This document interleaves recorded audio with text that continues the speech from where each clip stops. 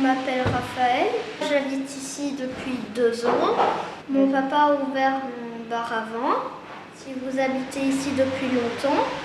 Depuis 1983. Je suis né avenue Jules Malou. J'ai habité ensuite pendant 1 an et demi rue du Viaduc, en face de l'Institut Saint-Boniface où mon père est instituteur. Donc c'est la proximité immédiate, il n'avait que la rue à traverser, pas de problème de voiture, de vélo électrique, etc. à l'époque. Il suffisait de traverser la rue.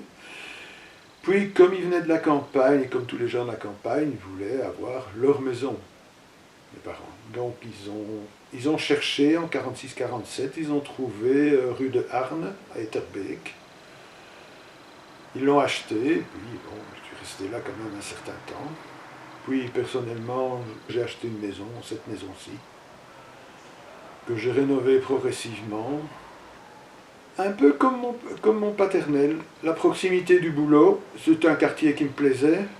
Bon, j'ai tout de suite flashé pour la maison, son balcon, son petit fronton triangulaire, son œil de bœuf. Des petits détails comme ça.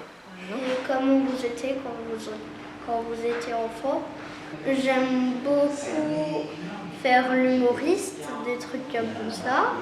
Quand je voyais autour de moi, les enfants étaient beaucoup plus remuants, j'étais trop sage. Le jugement est définitif, trop sage.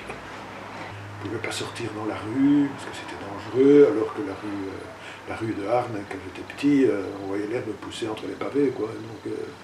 Donc, la seule fois où j'ai reçu une baffe de mon père, c'est qu'en revenant de l'école, une flaque d'eau, je saute à pieds joints dedans. Il était juste derrière moi. Le cinquantenaire, c'est des souvenirs. C'est là où j'ai fait mes premiers pas. C'est une de mes plus vieilles photos de famille avec mon père.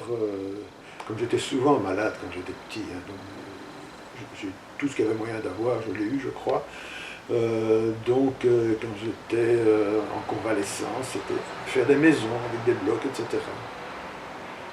Puis après, je suis devenu architecte et urbaniste, enfin ça c'est... Qu'est-ce que vous aimez le plus dans votre métier? Un jour, je me suis rendu compte que ça faisait près de 20 ans que je ne faisais plus d'architecture, mais que je travaillais dans l'urbanisme pur. Donc des plans d'aménagement, des projets de quartier, des contrats de quartier, etc. Je ne sais pas vraiment quel métier j'aimerais faire. Il y a architecte, inventeur, humoriste ou alors cascadeur. Si j'étais architecte, ce que j'aurais fait pour changer la rue, déjà j'aurais fait des trucs plus améliorés, plus de notre temps. Déjà, je ferais une gare avec protection pour le métro. Et vous, qu'est-ce que vous auriez aimé faire pour changer la rue? À l'occasion du remplacement des rails de tram, on a donc rénové de façade à façade, comme la STIB le fait souvent, et on en a profité pour remplacer les petits arbres plantés dans les années 90, qui étaient des manches à balai, par de vrais arbres. Bon, maintenant il faut attendre que ça pousse, bien entendu. Mais au moins, il y a une fosse en dessous avec de la vraie terre. L'arrêt de tram était considérablement amélioré, parce qu'entre la porte d'entrée du tram et ma porte à moi, il n'y a que le trottoir à traverser. Et avec le tram 81, on a accès à toute la ville en pratique.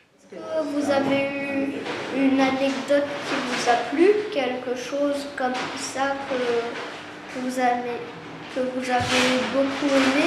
Quand je suis arrivé ici, quand il y avait des embouteillages, j'ai un voisin qui jouait du clairon sur le pas de la porte. C'était lié au fait des embouteillages. Je n'ai jamais compris pourquoi, mais c'était un gars. Il y avait beaucoup plus d'embouteillages à l'époque que maintenant, rue des Oussards. Deuxième anecdote, c'est quand on a remplacé les rails de tram, pas cette fois-ci, mais dans les années 90. Il y a eu un début d'incendie dans une des maisons, et pour sauver une dame qui habitait là, les ouvriers ont utilisé un engin de chantier, la présence d'un tas de sable devant la maison, pour grimper au-dessus, lever le bras de la grue et récupérer la dame avant que le pompier ne s'amène, quoi. Est-ce que le bruit du tram, on l'entend fort aussi? Des trams quand ils passent, car ça résonne fort dans la maison. Des fois, ça fait trembler la pièce. Ce sont essentiellement les bruits de chantier. Le bruit de tram, ça dépend. Le week-end, c'est des trams de la série 3000 qui circulent. Ceux-là, pas de problème de bruit. En semaine, c'est des 7900 qui circulent. Et manifestement, certains ont des roues carrées, hein, et donc quand ils démarrent, ils font vibrer la maison. Si vous deviez installer votre maison ailleurs, quel endroit ça aurait été? Bruxelles, c'est ma ville, je l'aime, point. Donc ça, on ne discute pas, je suis bien dans cette maison.